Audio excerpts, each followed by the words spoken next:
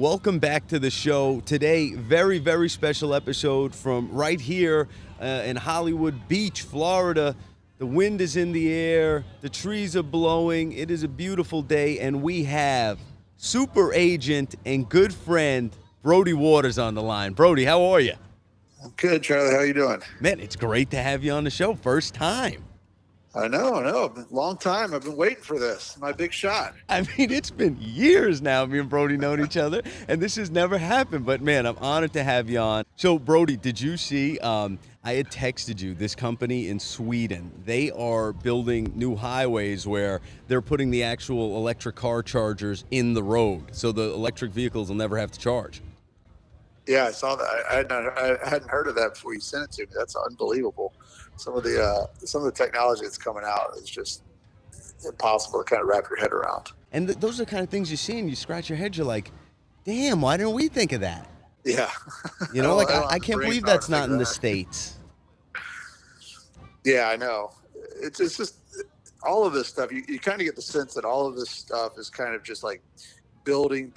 It's kind of under the surface, and I get the sense that there's just going to be kind of like an explosion of these technological advances in the next few years when it comes to, whether it's the electric cars or a lot of the Web3 and all that kind of stuff that you're hearing about. I mean, you get the sense that like a lot of this is building. And this damn helicopter. The dam's about to break on a lot of this. Do you hear this helicopter right now? This helicopter's back. This is terrible, guys. This is like my worst nightmare. I try to broadcast this show from the roof, and there's an industrial air conditioner being installed next door on the next rooftop, and they're using an army chopper to put the thing in. That's terrible. But Brodie, in us being in the sports industry, it's interesting. Like some of the things that we hear behind the scenes about sports tech and new tech coming into sports is crazy. We would joke around a little bit when NFTs were first coming out. I was more a doubter, and then like you started to show me the different angles to this stuff, like the layers of these concepts, and man, then I got sold on a lot of it. And it's like, I'm interested to see how tech influences the pro sports industry going forward. Like, what are some things you're excited to see? I think it's going to have a major influence on sports. And I really think what's going to happen is, certainly in the U.S., but even globally, like sports is just such a powerful vehicle. And you and I have talked about this, nonstop about all the different ways. I mean, it's such a force for change and in so many positive ways. But I see sports as being really maybe the strongest and most powerful vehicle that's going to lead to mass adoption with a lot of this technology. And I think, a lot of when the NFT, market kind of exploded, I guess almost 2 years ago with the NBA Top Shot. And, I think that got a lot of press just because of the amount of money that was, that these things were being sold for and flipped. And that kind of caught everyone's attention and became the story. And now since that market is really crashed, but the underlying technology and the opportunities that NFTs and just Web3 and blockchain technology, the metaverse, all of these different tech components, the opportunities that it's going to unlock for sports fans, I think is going to be unbelievable. And it's going to be less about how much money are you going to make from buying an NFT and being able to sell it. I mean, that's not what this is going to be about. But this is going to be these are going to be incredible opportunities for teams to engage with fans on a whole different level and really open up some just wild opportunities as a fan that you just can't get right now. And you're starting to see it. The Cleveland Cavs have done a great program with like a Cavs pass where it kind of really targets that mid-level fan. So maybe not the season ticket holder, but also someone who's going to more than one Cavs game a year, and they're really looking for kind of an elevated experience. And now they can buy this Cavs pass, which there's a limited number of them. It's expensive but affordable. It's maybe a couple $100, but once you own that pass, you have the opportunity to open up and unlock all these different perks and rewards, whether it's,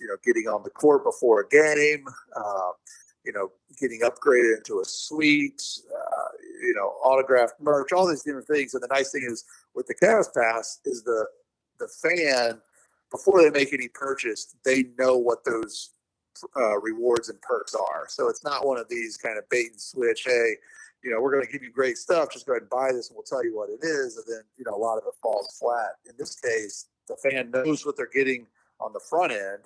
They can buy it. And then because all of this is on the blockchain, as a fan, if I own it, I could use 3 or 4 of these rewards.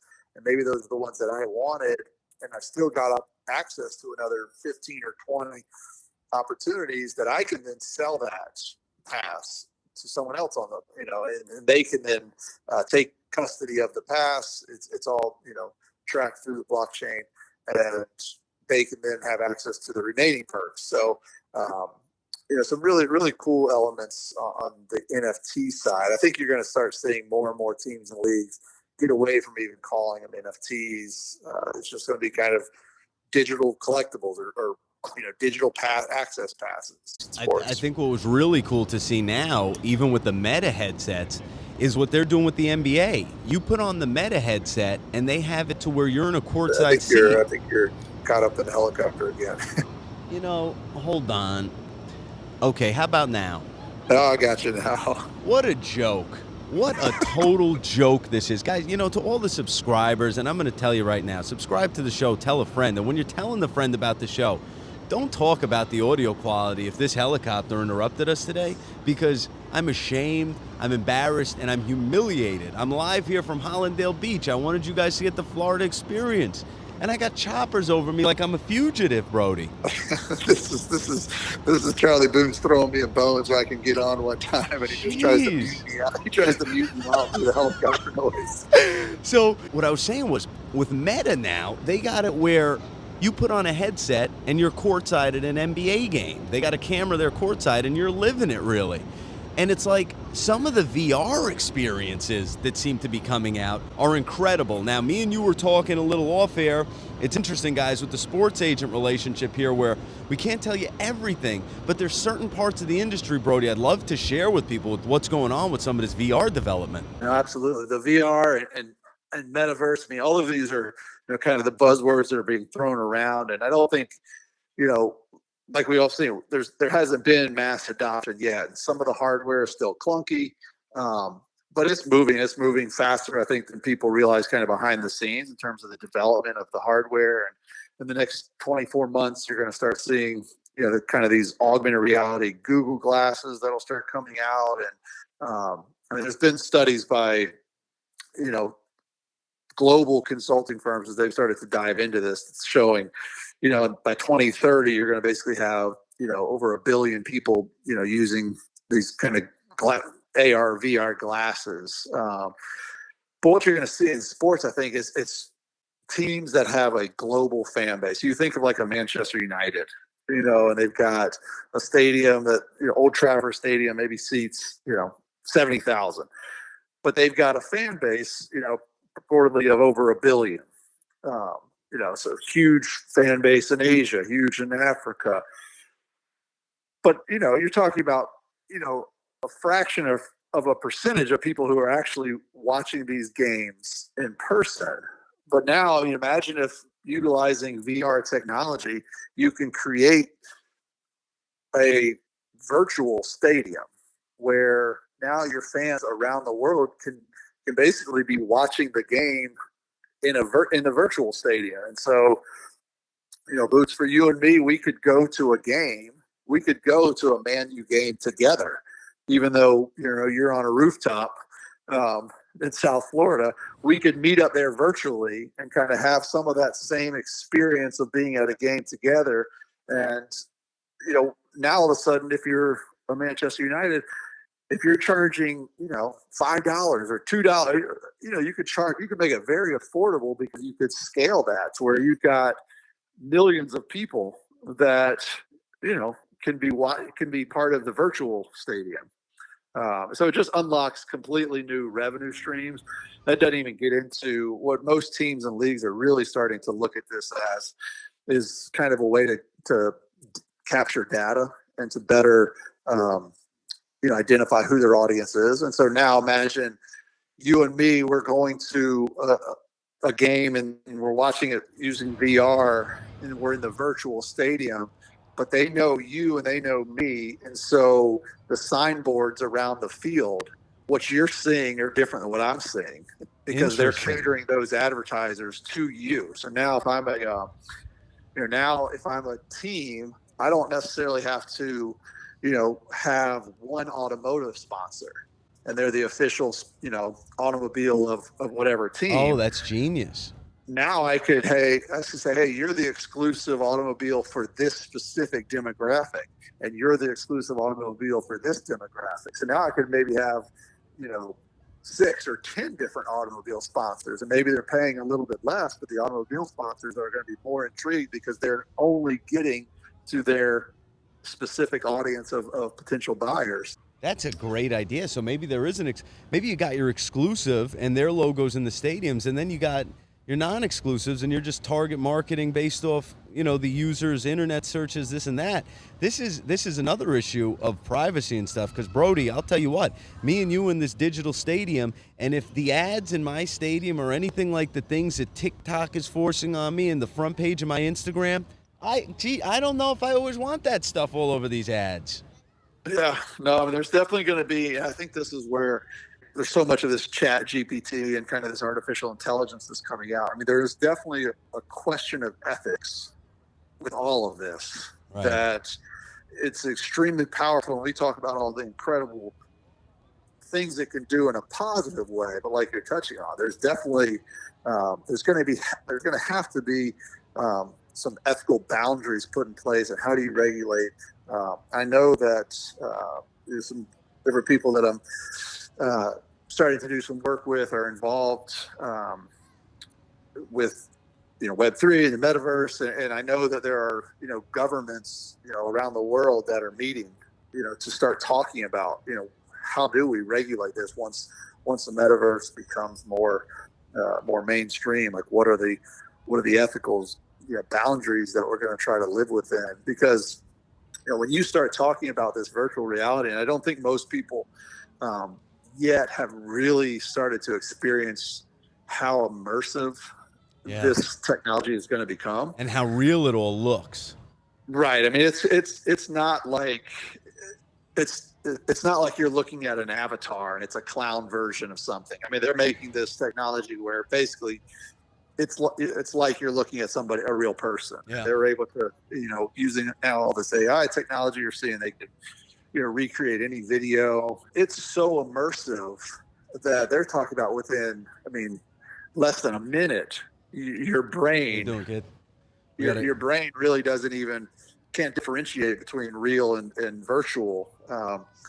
And so, with that, there's a lot that, we have to start thinking about from an ethical standpoint, because, they talk a lot about the placebo effect in medicine, and how the power of the brain, just, giving the brain a pill has an impact on, the brain can actually, release chemicals in the body to start a healing process, because they think that's what the pill's doing. So this placebo effect is real. It's been proven. And now they're finding that same effect could take place in a virtual world, where you can have such an immersive experience that the brain, could release, endorphins and the same, or any kind of chemicals that it would if it was experiencing something in real life. And so we really have to start, balancing out, like, how does this all work?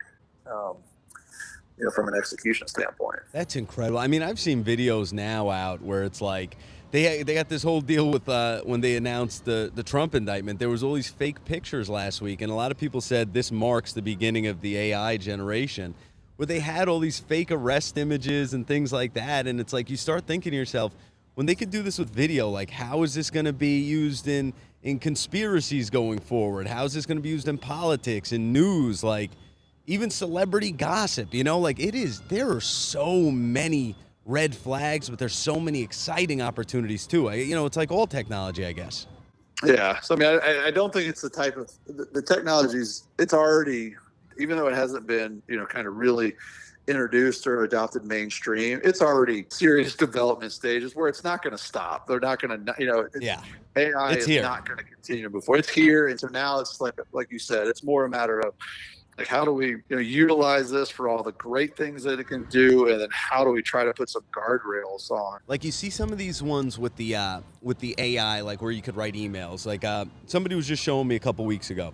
You type in, let's say, I'm Brodie Waters. I want to do a marketing deal with your car company for this golf tournament, whatever. And it will type you like 6 different versions of this beautiful sales email where it's like, here's a condensed version, here's an extended version, this and that. Yeah. I think people are going to start looking at emails less. And I know, like, I do a lot of business like that where I'm emailing with people. People are going to start thinking people are just bullshitting them on the email. Yeah, no, they already have. You're seeing this in kind of the education system where you can just say, "Hey, write me a paper on this book," or make it Right. 10,000 words. And now they're coming out with software that you could take that email that you're talking about, the sales email that you sent me. There's software that's already being created now where I could cut and paste that email you sent, drop it in this, and it'll tell me what percentage of likelihood that was created by AI. No kidding. Yeah, so they're already having that. So, like on the education side of things, professors are going to have this software where they could take a paper, cut and paste it, drop it into this software, and it'll say, 98% certainty this was created with AI. Imagine being a dumb kid and like you just worked real hard. You stayed up night and day 2 nights working on this Revolutionary War paper. And the teacher's like, there's no way young Charlie Boots wrote this essay. I'm going to fail him. I'm going to say it's AI. Do we think that's going to happen? Because these kids need a voice, and I could be that voice. That's right. There's no way Boots did this. Yeah, it's I know it's something. I was speaking with a professor at a university, and they said right now they did, at this point, they just instituted basically an honor code where the students have to, because they don't have the ability to really, monitor it. Right now, it's kind of, the professors are saying, hey, this is a lot different than what that kid had produced the first semester. But yeah, how do you, That's tough. We've seen it in sports, Brodie. We've seen guys totally break out in year 2, but the sophomores in college, not so fast. Right. I think right now we're only limited by our own ability to think on as to how this technology is going to be able to, serve us in good ways, hopefully, but certainly there will be some bad characters who find some pretty nasty ways to use it. Right. I've seen some questionable Brodie Waters videos circulating already. I've been flagging. But have you? Sure. Do you think Brodie's based in Jacksonville, and you've done a lot of work with the Jaguars? Will we see? Because I feel like the Jaguars are our current NFL team with the most international ties. Will we be one day watching the Jaguars playing in another country, or will they be the first to really dive into this whole immersive VR in another market? Yeah, I don't know. I mean, there's no doubt that the NFL's got its eyes set on international expansion. I mean, you see, obviously they've had success in London. The game in Munich was a success by every measure. I mean, it's a huge market. And then, those are what they're considering more of their established markets. But the real potential is, taking NFL to India, taking it to Asia. I mean, we've had offers to bring exhibition matches from the academy over to Saudi Arabia and Arab countries. Yeah. So, I mean, there's no doubt that international expansion is a huge point of emphasis for the NFL as well as other leagues. I think there's still some massive logistical hurdles of having an NFL team over there permanently. The Jags have kind of this hybrid model where they're playing a game over there every year. They kind of have a London connection. Their owner owns Fulham in the Premier League. So, I mean, they've got that relationship, like you talked about, kind of the strongest, consistent international presence. It'll be nice now that they've, seem to be like they're on the track to being a successful team with on the field. I mean, it's been a challenge that they've been the NFL consistent representative over there, and they've just kind of been terrible the past decade. Right. But if that starts changing, they've got kind of a potential star with Trevor Lawrence. That could be really really big over there. But how do you put a team over in Europe full time without a the guys got to live there? The players will have to live there, and that's the biggest hurdle, I think. Yeah, they could try to figure out the scheduling. They could, of getting teams over there. You come over here, and they would have probably 3 or 4 week road trips. A lot of talk about the competitive. How do you make what's the competitive disadvantage that team has in free agency? How many guys want to move to Europe? You know what I mean? And they'd have to address all of those to try to keep the level playing field, because at the end of the day, that's the goal that the NFL has, is this competitive landscape that they've created. With the salary cap the way they have it, right?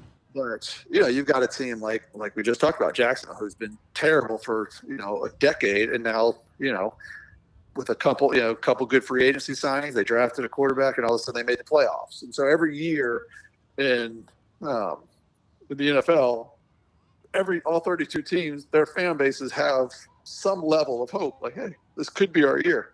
Right. And you compare that to Major League Baseball. It just started last week, and it's how many of those teams really think they're how many of those fan bases really think they can make it to the playoffs?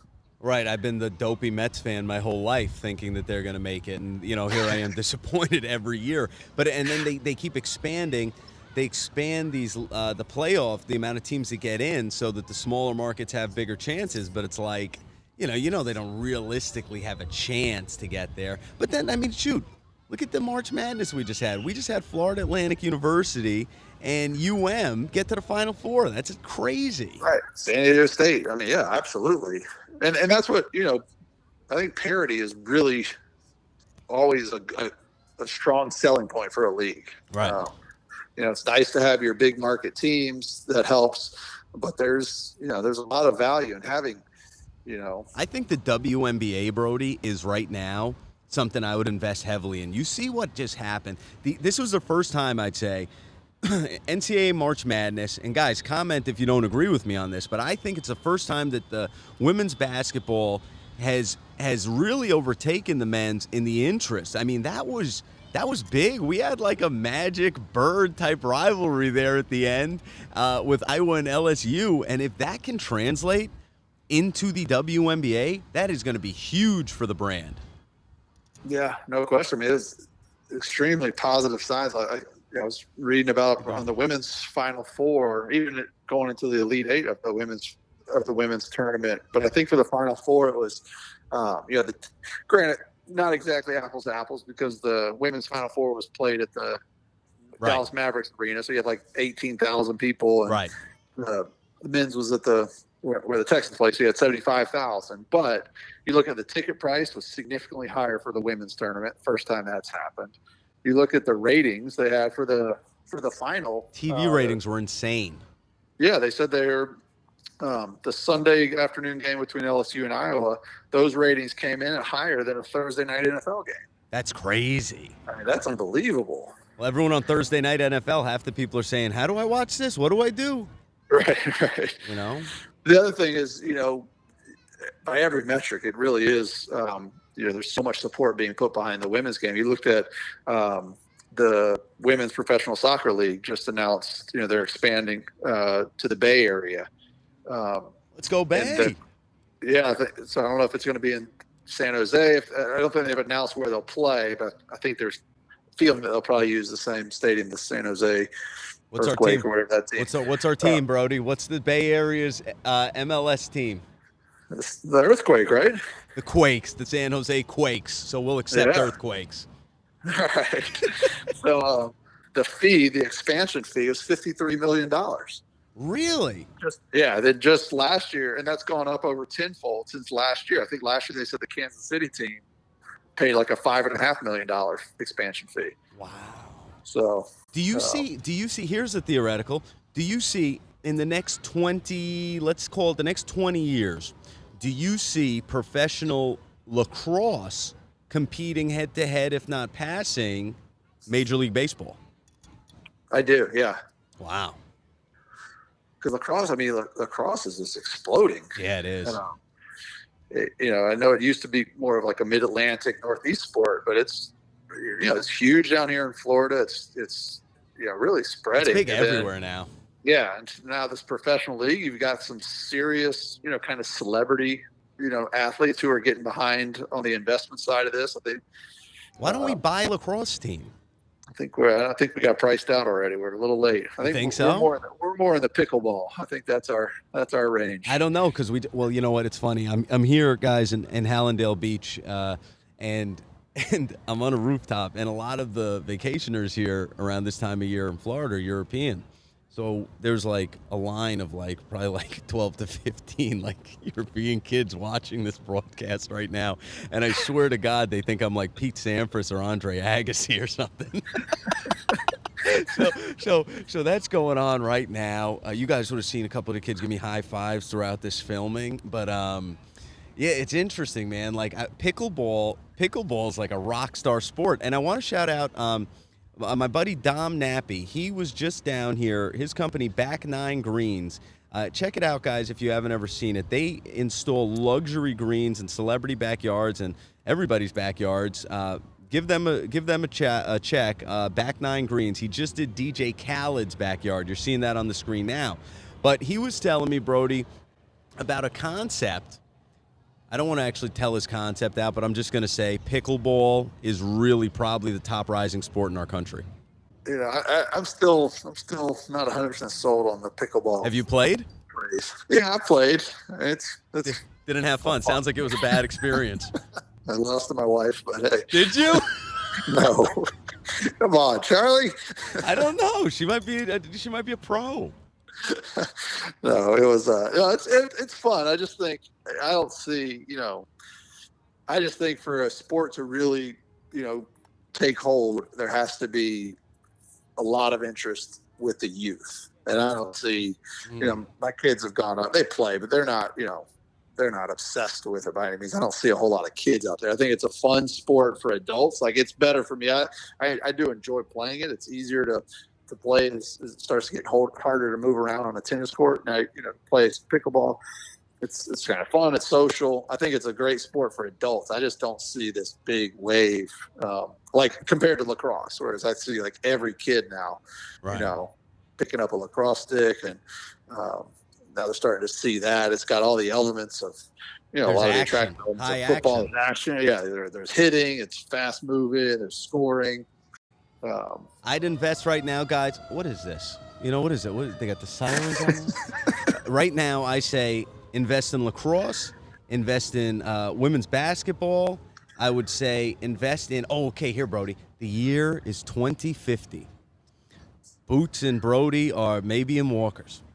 And right now, we're not in walkers by then. But Brodie's thinking, speak for yourself. But we go into a stadium, okay? We're at the Dallas Cowboys Stadium, and everyone's there to watch the finals of a video game championship. Maybe it's Call of Duty, maybe it's League of Legends, whatever it is, but on the field from your seats, you're seeing the characters that are in the video game in VR right in front of you in the stadium. That's what I could see. Yeah. When it comes to stadiums, the thing that's interesting to me to think about is it kind of goes back again to that VR and the global audience. If you're a team, what makes the most sense if you see this move happening over the next 20 years where VR just becomes completely standard? Every household has these devices. They're not cumbersome. Everybody's wearing them. Everyone's got their AR, VR glasses. They're kind of wearing it at all times. You do have to start thinking, what makes the most sense to spend, a couple $1 billion on a new physical stadium? Or do you, upgrade the one you've got and spend, hundreds of millions, a couple $100 million on just this unbelievable virtual stadium? Because if you look at revenues, I mean, in 20 years, it's not inconceivable to think you're going to have way more revenue from your virtual stadium attendance than you would your physical. Because if you've got a cap of 70,000 people who can come to your physical, but you could you could tap into, 2 million people could come to your virtual stadium. Right. The revenue is going to tilt where that's where your investment is going to have to go. Right. And So you buy tickets like it's StubHub. You buy tickets to go to the game. Yeah, I mean, all of that. That's where all of the stuff is, where there is so much overlap with this technology. Because with the blockchain technology, one of the easy kind of low-hanging fruit for all of these teams is the fact that every ticket is going to become like an NFT of sorts. Because having that live on the blockchain, right now, if I buy, a ticket to, a Florida Marlins game down there, or Miami Marlins, whatever, I could spend 25 cents. Well, I buy that ticket, and the Marlins made the money from that ticket. But then if I go and sell that ticket to you, a couple things happen. One, I make that money, not the Marlins. And two, the Marlins no longer really know who you are. They know who I am. I bought the ticket. They may have my data, but they don't know who's actually in their stadium. Interesting. And so when you start turning all these to NFTs or digital collectibles, if every ticket is on that blockchain, then a couple things happen. One, I buy the ticket, the Marlins make that money. I turn around and sell that ticket to you because it's on the blockchain and there's, a living ledger of every transaction. They can build into a smart contract that they get 10% on every secondary sale. Wow. So they're continuing to make revenue, plus they're able to track the data. So they actually, at game time, they're going to actually know who used the ticket. They're going to know the data about that person as opposed to just who bought it.